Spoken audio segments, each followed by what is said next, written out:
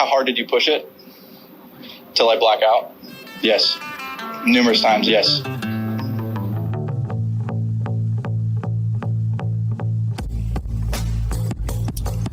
What's happening, Municipals? This is Big C and Ashton. We are back.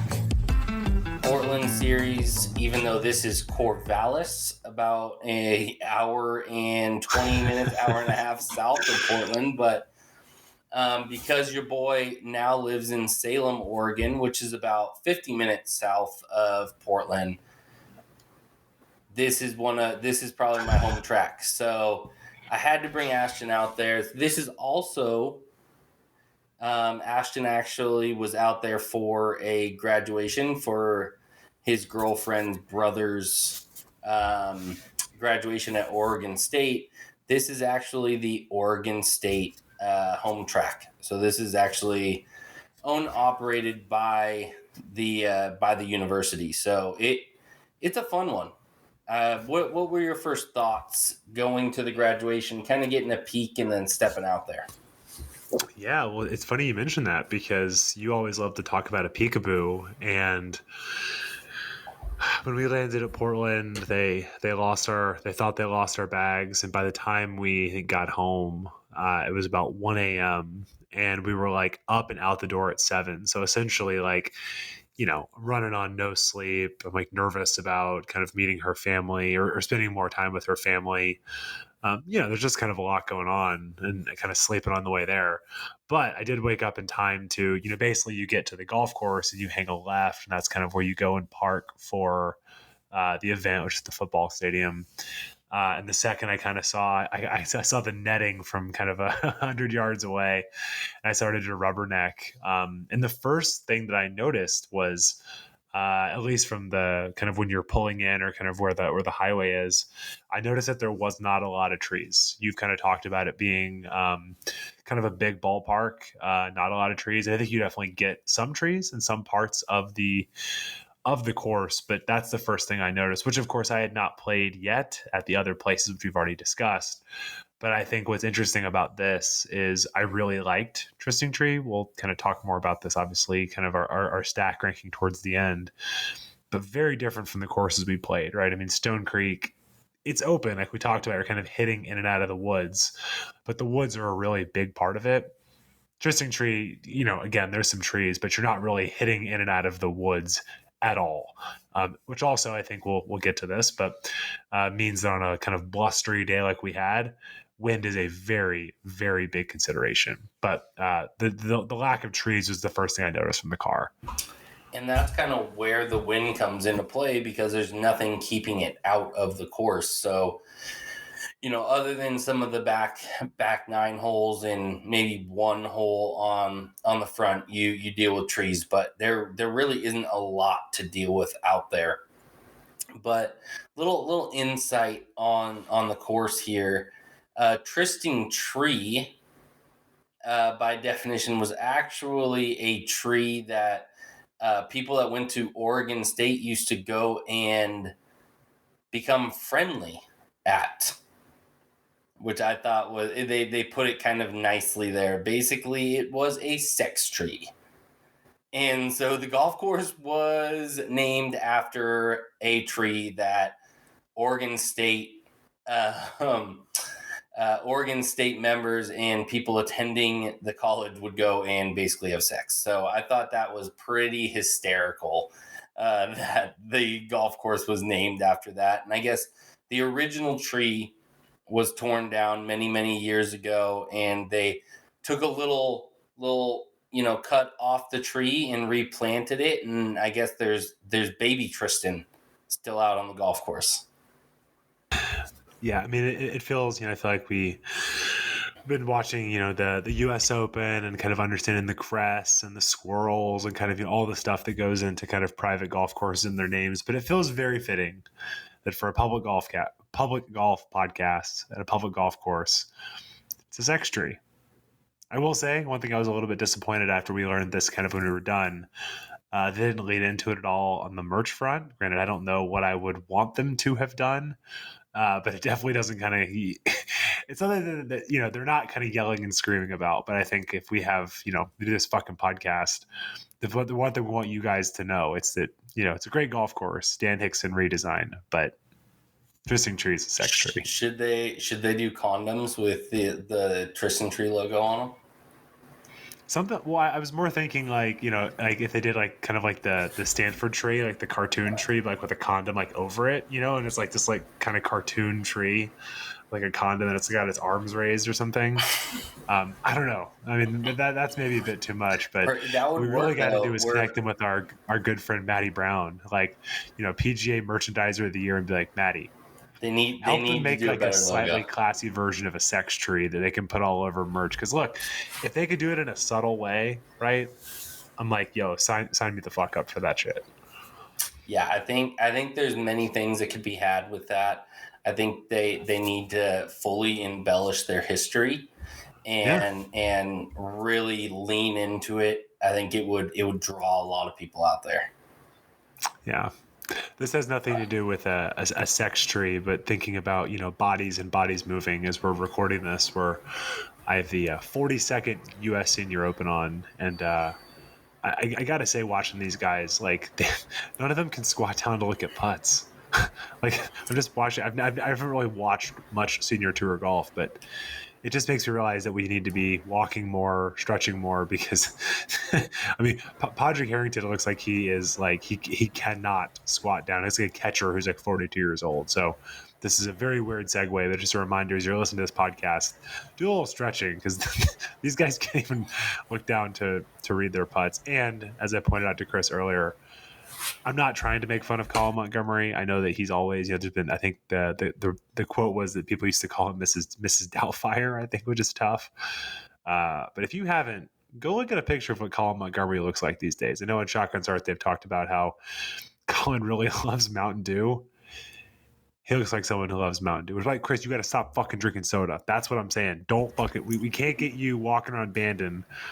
Well, there you go. You're drinking a beer. That's totally fine. Even it's totally discretionary and arbitrary. Colin Montgomery is like a tough scene. But do you have any comments about that, Chris? But I just had to. Another one. Jerry Kelly. He can't squat down to look at this putt. His caddy's doing it. They all need the Lee Westwood ping fetch putter where the club actually fits in the cup to take the ball out for him. Every Amazing. guy on the senior tour should be playing that putter. Amazing. Well, Chris, I'm curious, I know you have your lists and all this stuff around how you find courses, but how did Trysting Tree kind of come on your radar first? Because I imagine before you moved to Salem, had you played it before? Is this new because you're down there? How did this come onto your radar? So a while back, I had the privilege to play the Stanford golf course. And ever since then, I know Stanford's not public. I had a friend who actually got me on to go play with him. And ever since then, I kind of was like, I wonder how many college courses are public. And so I started University of Georgia, baby. Super good. I can't wait to do that with you at some point. Take you to UGA and then go to a game because it's so good. But yeah, I love when a school has a public course. I can't wait to get out there and play that. That's on the list. But I basically created, me and my Google Maps. I created a map of all the public university courses in the country, and some of them are affiliate courses that the universities either practice at or utilize. They're not all actually owned, operated, or taken care of by the universities. So the list was pretty big. I mean, it's 100 plus courses, and Oregon State was one of them that was on the list. And when we bought our house in Salem, I realized Corvallis is only about 25 minutes south of me, 30 minutes tops. And there's not a lot of great public golf in Salem, to be 100% honest. I mean, we've got Salem Golf Club, which is okay. OGA is probably the other closest one, which is about 30 minutes north of me. It's not it's not a really, hotbed of public golf. And this was probably when I went out there and played for the first time, I was like, okay, this is going to be the course that I'm probably going to play the most because it's close to my house and the conditions are very good.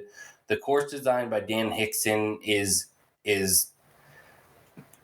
very, very well done, but I'm not going to give it a high rating. Like, it would be a good solid 7 out of 10 for me, and that's more to do with the course conditions and playability and how fast it is. I mean, that would probably be where I'd get in there a little bit more, but yeah, that's kind of how I came across it, and I'm really stoked about it. I still need to get down to Emerald Valley, where that's the kind of affiliate course for the University of Oregon, but they're pretty much the only two courses that are affiliated with universities out here. So Yeah, no, it was great, man. I mean, we'll kind of dive into our, our kind of 3 favorite holes apiece. But I mean, I think for kind of some general motifs for people, I mean, again, we'll kind of talk about, I mean, I don't even know how important stack ranking is, but selfishly, I kind of liked Stone Creek more simply because, again, I kind of said I feel like a game of Golden Tee in a positive way. I think Trysting Tree, to your point, Chris, was super fun because of the playability. And I think the other component too is the length, because, I've talked about how I'm trying to like play it back, and I'm not one of those people like who's like, I have to play the golf course from the longest component. But it does make me more interested to play a course. I think it's like 68 or 69 from where I played. But yeah, but also like that suddenly becomes a lot more doable when there's not trees everywhere. It's like, yo, like you're gonna hit driver, and you need to hit driver, and you need to hit it down there, or else you just shouldn't play these tees, right? But lots of options. So I think it's a very different test than Stone Creek, but especially on a golf trip like this, where you're trying to, I'm not trying to play, I want to get a vibe of Portland golf, which this is objectively not. But do want to get a good sense of kind of like what are the different, to see different styles. And man, like this could not have been any more different from Stone Creek in a very good and fun and kind of pleasing way, right? yeah, and that's the big difference between Stone Creek and Tristan. I think Tristan's a little bit more of a sleepy golf course. It's not as busy as Stone Creek is for the most part. So it's mainly locals in Corvallis and students that go to Oregon State to play this course. So every time I've gone out there to play, it's been sub 4 hours.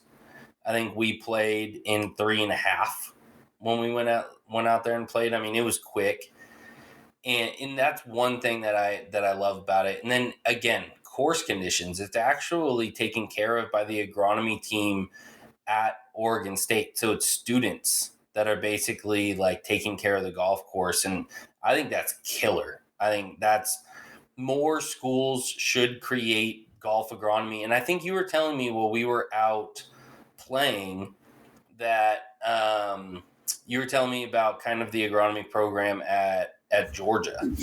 Yeah, I mean, obviously, if I could go back, I'm not even saying necessarily that I would want to do agronomy, maybe at this point. But if I could go back and be an 18-year-old, yeah, because the way it is at UGA is it technically falls underneath the landscape architecture school, which also kind of sweet. The UGA has a landscape architecture school, but it's a 5-year program.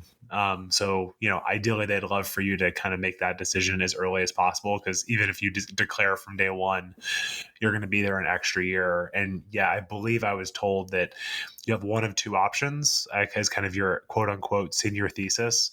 And it's either to work on the golf course or the football stadium. I'd have to imagine that the football stadium is viewed as like probably more appetizing, more appealing. But at the same time, I think like looking back, it's like, man, if I had done that, I just would have spent a ton of time at the golf course. But I love and appreciate golf much more now than I did when I was 19 years old, which again is sad, but I'm still happy that I found it. But yeah, no, UGA's got a wonderful kind of landscape architecture school, and you can take care of the golf course. So it's a lot. I actually remember the mowers and stuff.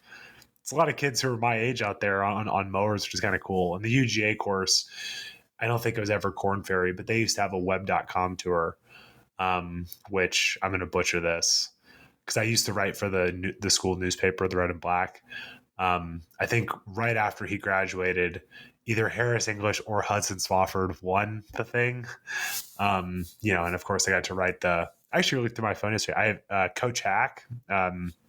He's the UGA's golf coach. I still have Coach Hack's cell phone number because I called him once to ask him about something. So that's neither here nor there. But yes, the UGA course is wonderful and cared for by students, which is cool, right? Because I think that it's not just like people punching a clock, which is totally fine, but it's people who are like, cool, like they're really, really taking pride in their work. And you can definitely see it at Trysting Tree. I mean, the conditions are just fantastic.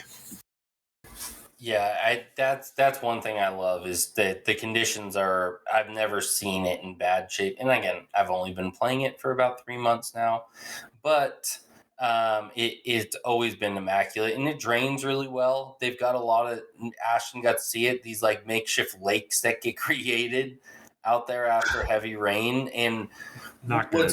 It's not good for just because it is a wide open course and usually it's dry and you could play out of these areas, but it also allows the course to drain into specific locations. Totally.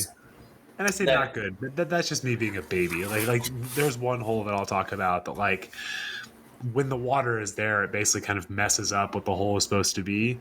But overall, it's not that bad because, like, look, there's still going to be huge places to miss, and I think even if you hit it in there, you can probably just yank it out because, like, that's technically standing water, It's not even a technically hazard. standing water. Yeah, it's not a hazard. So it's like just be a big boy and just yank it out of there and hit your next shot, whatever. Yeah. And there's so much room to miss, except for a couple holes, like one of the ones you'll talk to. There is so much room to miss at this golf course. Yeah, like insane room to miss. What's going on over there? Killed a spider that just came down from the ceiling and landed right on my computer. That was sick. Amazing. We get people getting the real time Big C in the new home killing spiders. Murdering spiders. So let's get into our favorite holes.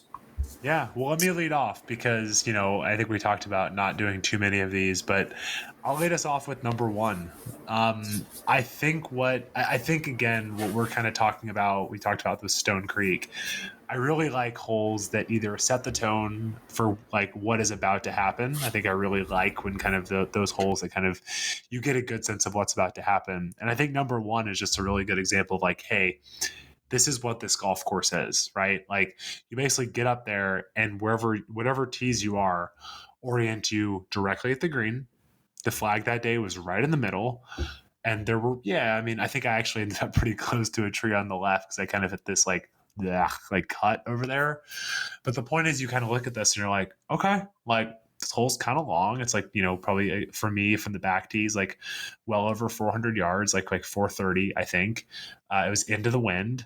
There is stuff right and left, but pretty far both directions.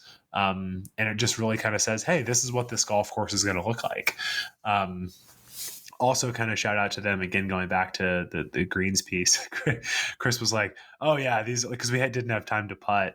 So Chris was like, oh, these are going to be slow. And I get up there and just smash it. I think I putted it I had like a 40-foot putt and putted it probably 25 feet past the hole. So got up there and it was like, oh wow, these are actually much quicker. So again, number one's not a hole you're going to look at and be like, holy cow. But I think that when you step on number one at Trysting Tree, you're going to get a really good sense for, cool, it's going to be a lot of this today. And again, not every hole is perfectly straight, but the whole idea of open, plenty of room to hit it, that's kind of what the whole theme for the entire day is. Yeah, and talking about the greens, the reason we had a lot of rain in the last 2-3 weeks leading up to that round. And when I've gone out there and played, they've been fairly slow, but I forgot that they had a junior AM tournament out there that Wednesday before we played. So they must have been really, really rolling them out and dialing them in because they were a good 2 to 3 stints faster than I remembered the week before. So yeah, they definitely had them dialed and they were rolling pure. I mean, they were rolling fantastic. Not absurdly fast. I mean, no, but fast enough. I made fast you guys enough. Think it was going to be like a 6. Yeah.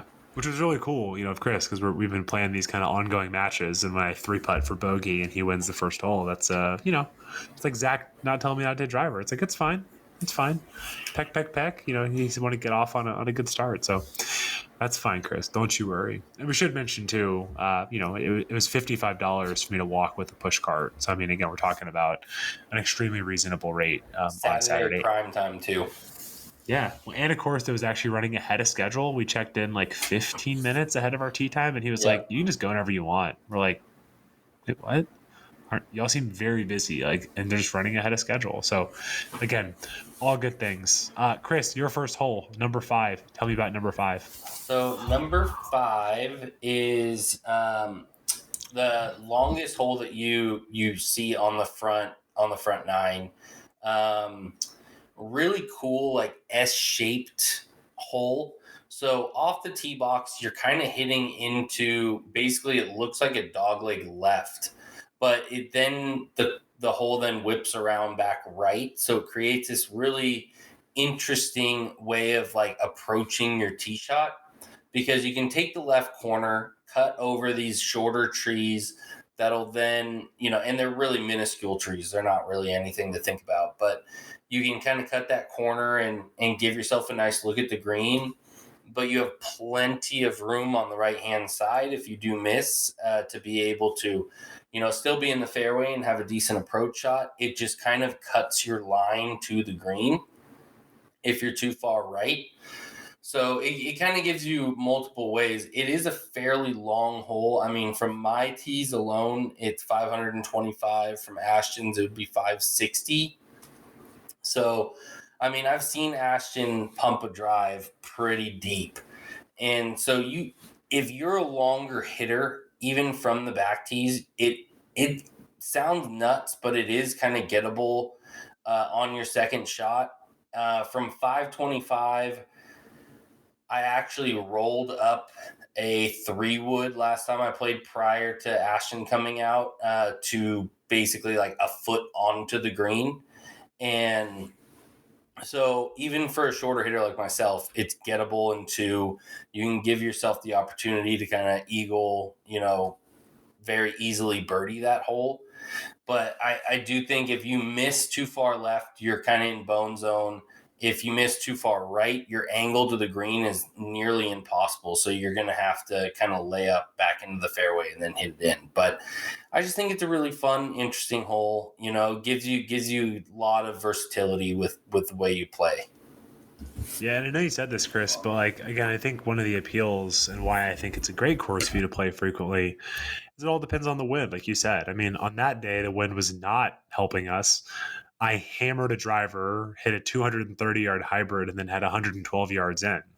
And then just kind of missed the green with my wedge because of the wind, chipped it on and 2-putted and walked off with a 6. And I was like, didn't really hit a bad shot there. It's just a really, really, really long hole. But I could tell from, as you said, the wind is kind of helping and coming from the back. That hole becomes much more gettable. But again, if it's a course you're going to play frequently, you get to kind of see it from all winds, all perspectives, which is great and really allowing kind of the conditions to really drive what's going on. So definitely think 5 is a great hole. My next hole is number 10. It's interesting because it's actually, now that I kind of think about this, it's actually a pretty strong juxtaposition to number 1. I mentioned how I like number 1 because it's straight and open and gives really kind of that sense of what the course is going to be. 10 is one where if you had not been there, I don't really know what I would have done. I mean, I guess I could have obviously clicked the tree, kind of figured out how far it was, but it's a pretty strong dog leg to the right. It's nothing crazy, but there's definitely kind of a quote unquote force carry with water. And it's a really kind of just disorienting hole because it's pointing you, the tee box is pointing you towards the fairway, but the fairway again is kind of moving aggressively to the right. And I think, as you said, Chris, correctly, you also cannot go to the right. So if you decide to hit a cut or I kind of pull it, there actually is water, not standing water, hazard water over on the right side. Again, similar to what we're talking about it being open, there's actually a lot of room left. There's a lot of room long. So if you just don't hit it in that one spot, you should be fine. But that green, even though I hit a really good drive and I think I had a wedge in there was still, with the wind, I believe I kind of in between clubs, airmailed the green and actually had a pretty tough chip. So I think, again, where so much of the course is right in front of you and the challenges are other places, 10 was good just because, you stop and grab your hot dog in your case or your White Claw, and you kind of make the turn, you walk and you get up there and go, oh, like this isn't like a handshake number 10. It's like, where is this? Where am I aiming? What's going on here? What club do I hit?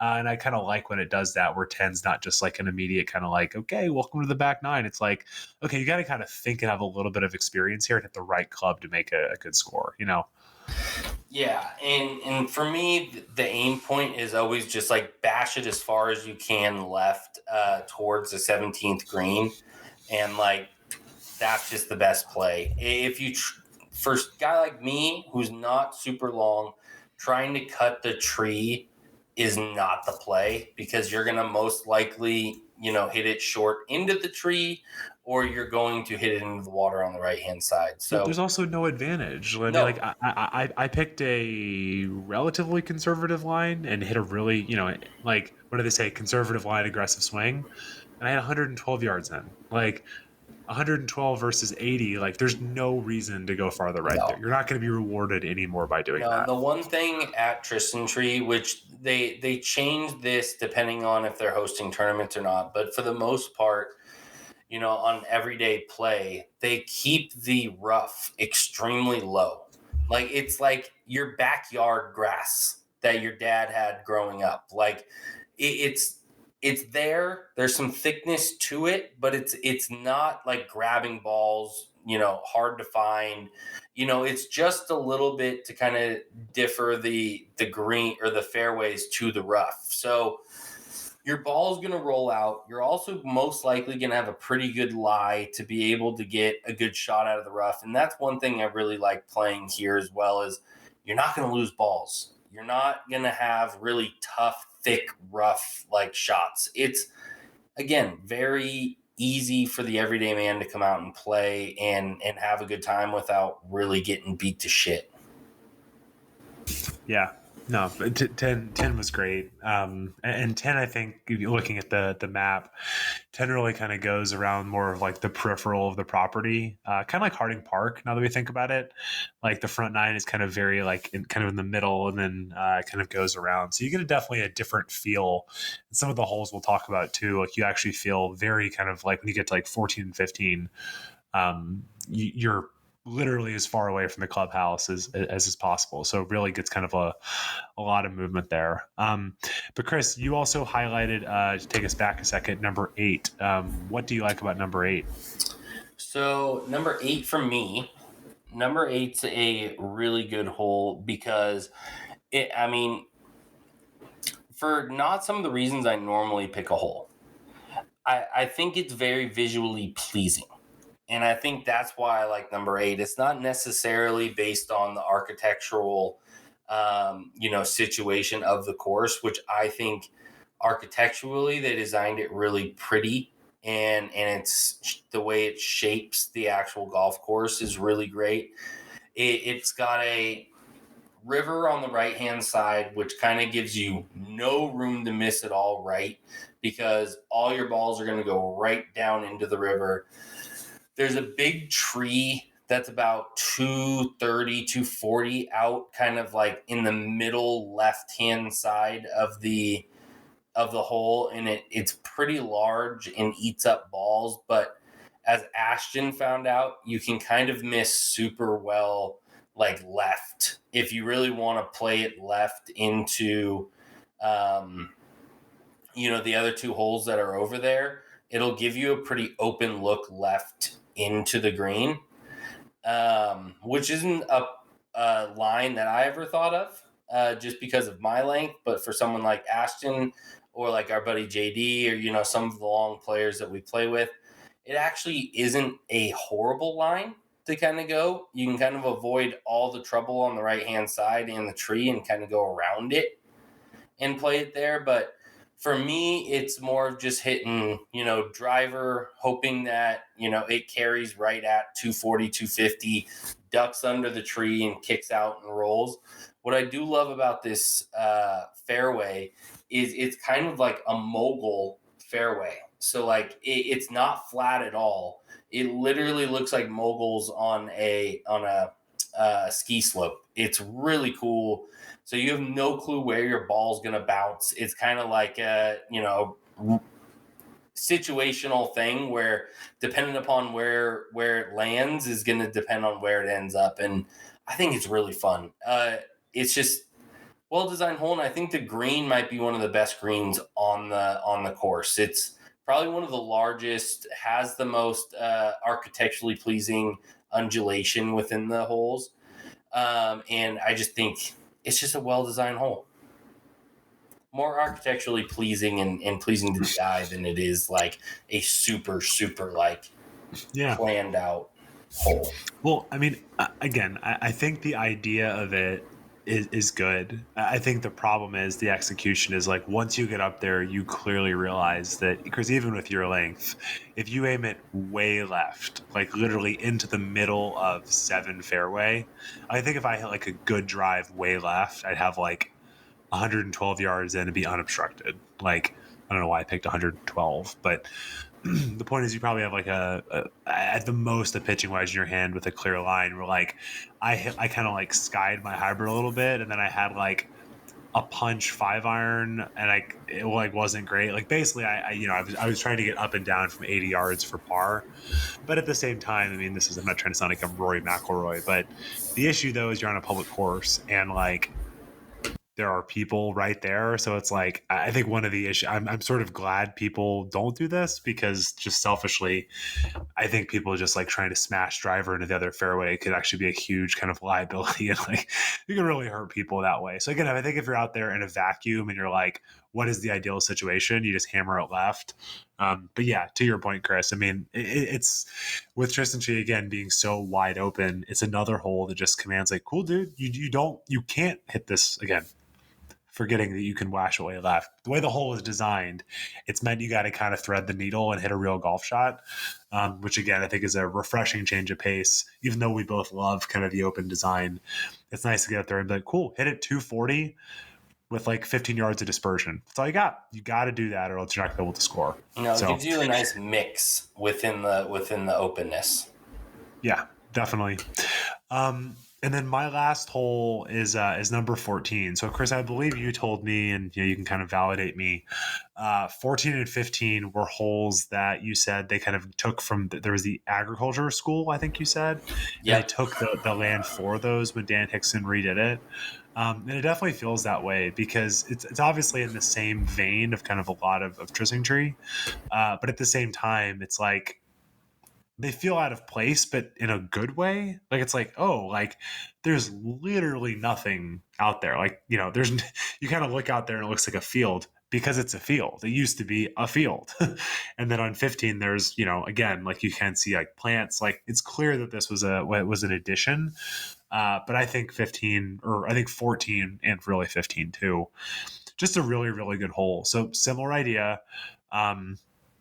Really going to depend on the wind. I absolutely torpedoed a driver right down the middle. And it looked like pretty far in. And there actually is like a kind of a stand of trees in between the two. So it's weird. It's really open off the tee. You can literally hit it anywhere. And even down that you can really hit it in there. But the only time it really comes into play is like, I think I had like 209 in. It's like, cool, man, if you want to get on this green, you need to fly these trees, which you can definitely do with a hybrid in your hand, right? But I sort of like how it's both open and also asking you to do something if you want to kind of have the risk reward there. And that little kind of subtle movement to the right where you cannot see the pin basically until you're like, you kind of really get up there to your ball. But again, if you want to just play it smart and, kind of just hit a 7-iron up there and have a wedge in your hand, you're probably not going to make worse than 5. But it's just kind of interesting because, again, the rest of the course feels very similar.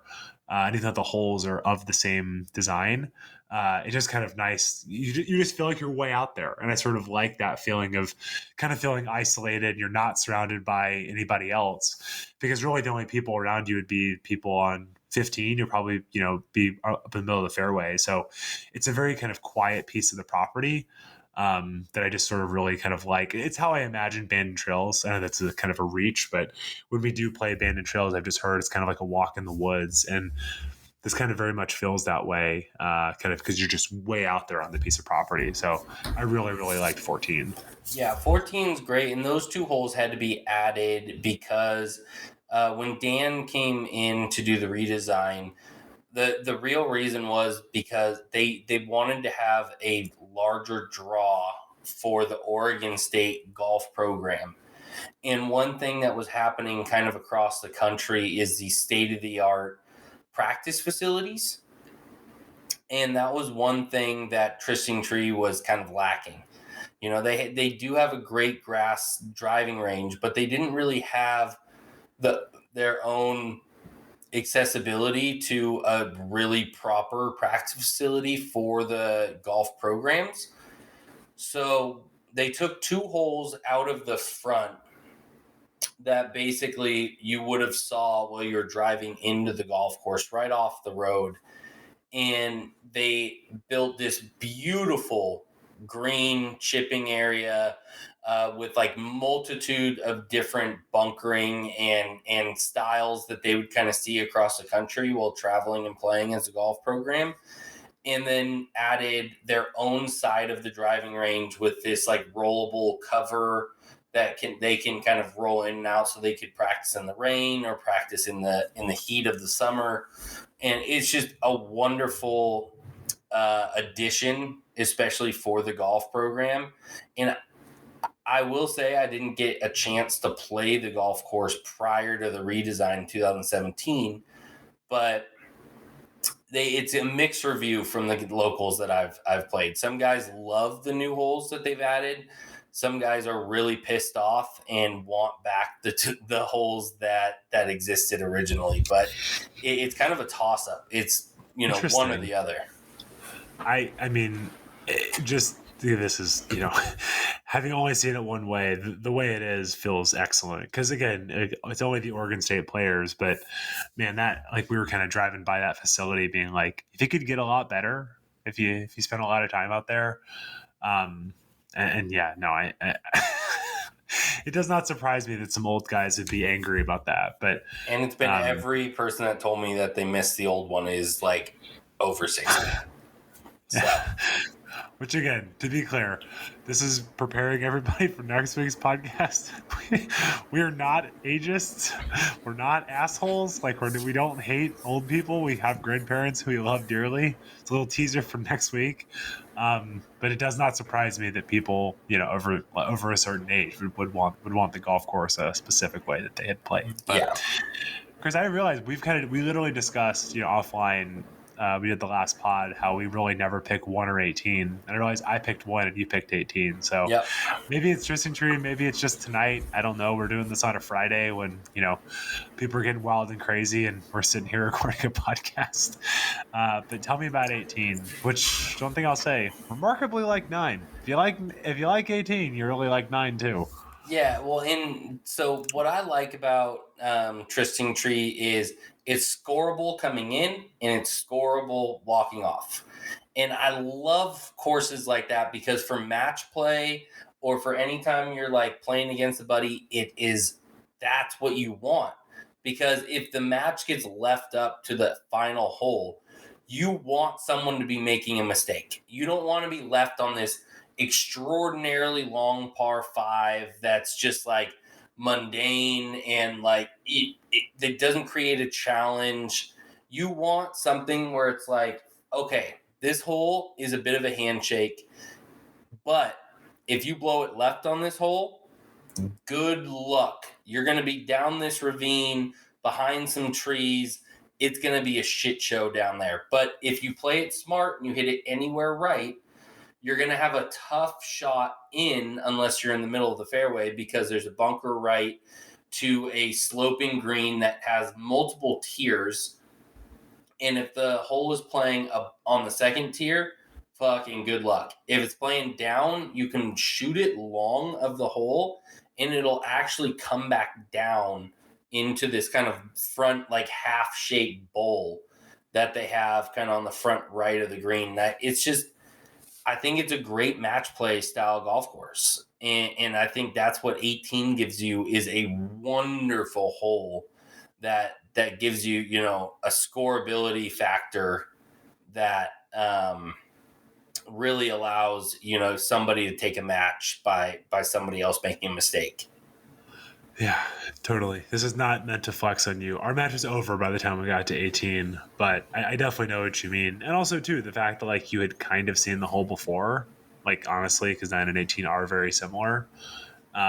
Yeah, it's a really different, obviously, than kind of number one, but I do think it's interesting that, like, the fact I just also process, 1, 10, and ipso facto, 9 and 18, like the fact that the bookends of kind of the nines are memorable, it's a really good sign of a golf course. And I think one thing we've also talked about, before we press record, the par fours are fine, but what's really good, I think, about this place is the par fives and the par threes are all memorable and actually pretty tough, which I think is great. Because, I mean, I love, we love a short par four, of course. If you can make it interesting, awesome. But, like, the par fives and par threes all specifically stand out. And again, from the tees I was playing, like, number 4, for example, I hit my 230-yard club and it was 30 yards short because of the wind. And, like, number 17, I like hammered my, like, 205-yard hybrid from, like, 185 in the wind. And, like, it just is requiring you to hit some, like, real golf shots, right? I love a short par 3 as well. And we saw at the US Open how a short par 3 can expose people, but the par 5s and the par 3s are really memorable. But professional segue here, Chris, a hole that is not memorable, or maybe memorable for the wrong ways for you, number 16. 16, for me, it's a chintzy ass fucking hole. Like, so off the tee, you're dealing with this bottlenecking of trees, kind of that narrows the fairway to a point where you just have to either lay it back and allow yourself, space to hit through there, or you have to hit an incredible golf shot to kind of, work your way into that opening. And then your second shot, if you're too far back, you're now dealing with this, like, rough ravine that kind of dips down and then dips back up, that just gobbles up balls if you hit anything short or try to lay up. And then you've got this, downhill, like, or uphill kind of issue out of rough to get onto the green. I don't like the discontinuation of the fairway from that sector to the green. It's not a well-designed hole. I think that should be all fairway and it should be allowed to be ran out, and it would make a much more playable hole. And there's water and trees all on the right-hand side.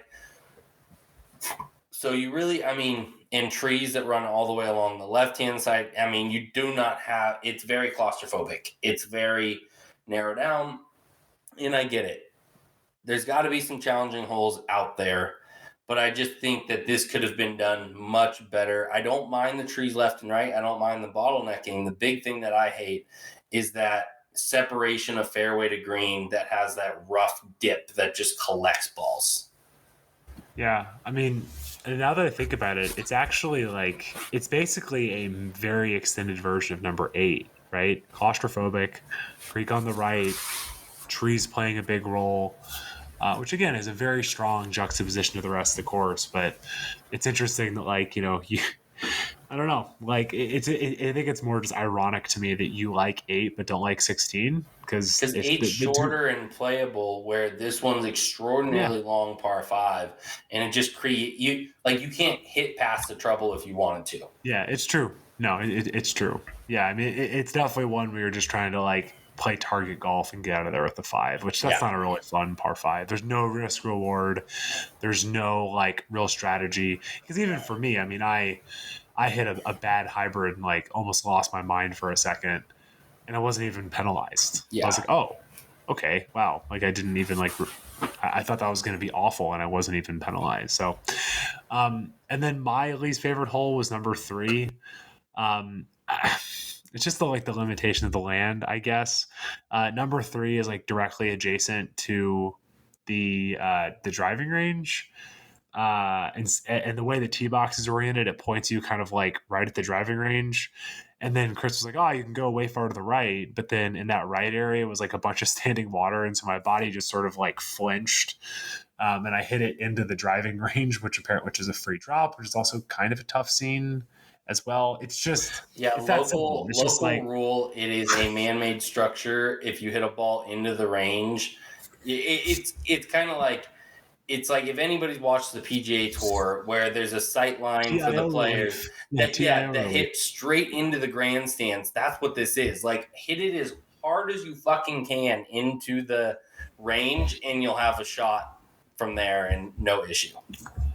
Yeah. So again, I think like and after that, the approach shot on the green, there's nothing really memorable. I mean, I think what's kind of interesting is, you're kind of, when you're standing on the green, you're looking at, the green we're talking about where the OSU players practice. There's the high right there. So, I guess cars are watching, but just a pretty snoozy hole. It's orienting you in the wrong direction. You get free relief from the fucking cart path. Water's collecting over on the right side. It's a very like flat green. It's just, there's a lot of kind of cool, interesting holes. And number 3 sort of like blow it left or right. Doesn't really, you're going to get relief from the water. You're going to get relief from the fucking, from the driving range. Just make your 4 and get out of there. And there's a lot of really good holes, and that's just not one of them. It's now that I think about it, it's probably the worst design hole on the course. Yeah. It's just I mean, I think what they should do, honestly, is just like make the tee box, orient the tee box a little bit to the right. And actually would be even cool is like, because basically where that water funnels, I mean, I guess it'd potentially be a drainage issue, but you could almost do like 2 fairways or have a kind of the ball roll down there. And then you're kind of like a low fairway and a high fairway, but it's just orienting people away from the driving range. It's just that simple. I don't know. Yeah, I think that's a good plan because, I mean, if you could figure out the drainage, because it does look like that's kind of a catch basin for water when it's super rainy. But I think having those dual fairways and having 2 different ways of attacking the hole would make that a much more interesting play. Yeah, totally. Well, before we get out of here, Chris, I know I mentioned kind of a quick stack rank for the courses that we've played on this trip that we kind of reviewed. So that's Chehalem, Stone Creek, and Trysting Tree. Well, what's your order? Well, for me, it would be a little biased. I mean, I would play Trysting Tree, Stone Creek, and Chehalem would be the furthest. Like, if I could put 4 more courses in front of Chehalem Glen, I would. I hear you. Yeah, I mean, I think the way I'd put it is my favorite and probably the best course that we played was Stone Creek, the most playable, and sort of like regardless of your golf game, you're still going to have fun is Trysting Tree. And then, yeah, I mean, I think the hard part is like in a vacuum, Chehalem, especially the front 9 is like, that's really good. But when you play the other 2, it's sort of like, maybe Chehalem kind of stinks. It doesn't stink. That's too aggressive. But I think the other 2 are a cut above. And again, for very, very different reasons. Like if people are coming out of town like me looking for affordable golf, again, Stone Creek, like if you got 48 hours in town, you play Stone Creek in the evening for $32. You wake up, you drive down to Corvallis, you play Trysting Tree for $55. You're talking about, $90 for these 2 golf courses that are going to feel incredibly different. That's a hell of a 48 hours in kind of the Oregon. I was going to say in the Portland area, but then Corvallis is not Portland. We'll say the Portland Pacific adjacent. Northwest. No, Portland adjacent. No, we're not doing the Andy from Shotgun Start where like he calls San Francisco midday. Yeah. No, he calls the Pacific Northwest or Central California. We're not doing that shit. Like Portland adjacent. Like you could drive from the airport to Corvallis and not be like bone zone. Like that's a realistic thing you could do. Yeah. Yeah. Well, Chris, thank you for hosting me, man. Like I said, so wonderful to kind of see your house, see your life, and just you've you've talked to me a lot. We've talked a lot, had these discussions about kind of Portland and Oregon golf. And, I think, again, the big summary is the floor is super high, very affordable. And I know there's a lot of other places like Langdon Farms and Eastmoreland that, we'll kind of check off here. Hopefully, pretty soon. Coming back in August, they'll have as much flexibility. But starting the next couple years here, there's a lot of places to kind of beat up. And I appreciate you showing me around. Yeah, and stay tuned. We're not doing a full deep dive review of the golf course, but next week there will be. We got our boy Brian Mace guest hosting by with popular me. demand. Back by popular demand. He was probably the most. I no shade to any other guests that we've had. All of our boys that have been on. But Brian definitely has gotten the most DMs and like outreach of how great he was as a co-host for one episode I did with him. So, really excited to have him on. We're going to do it's going to be kind of story time with B and C. So, this might be a good one to not listen to kids in the car. Maybe. Yes. I'm guessing I wasn't on this one. Oh, tons of swearing in this one. Definitely don't listen to with any kids around or any virgin ears. You definitely want to parental. We even said this at the beginning. We should probably on this dates us, but on CDs when they had parental advisory, explicit content. We might need to throw one up on this pod and let people know that this is explicit. Do you remember your first explicit content CD you ever bought? I remember mine. Oh, it's actually probably still my favorite hip hop album of all time. The first one that I ever bought. Yeah. Oh, it was the Bad Boys soundtrack. Oh, with hell Julio yeah! on it. Shake a tail feather. That was the original one. Dun, dun, dun, alive in gangster's paradise. That one. Yeah. Original Bad Boys. Shake your tail feather. That was the second or third Bad Boys. Yeah. Yeah. Oh no, you see the Bad Boys come in. Can't stop now. Got to continue my running. Yep. No, he's great, except for the fact that he's from fucking St. Louis. But that's a whole nother podcast we can do. Sorry, any listeners in St. Louis. But yeah, it's a tough scene. Listen up to that episode as well. It's going to be a great one. It's actually more of a story time. A little bit of golf involved, but fantastic, funny ass story to tell. Yeah. Like what Wildwood we brought up just as being them being classy, wonderful individuals, but it's really not about the golf. It's not about Wildwood. It's not about the golf course. It's not about any of that. It's about something else. So again, just to give you a little taste, we're not ageist. We're not ageist, so. But tune in. Okay, Big C. Go enjoy your Friday night, man. I'll talk to you soon, okay? Bye, buddy. Peace. Bye.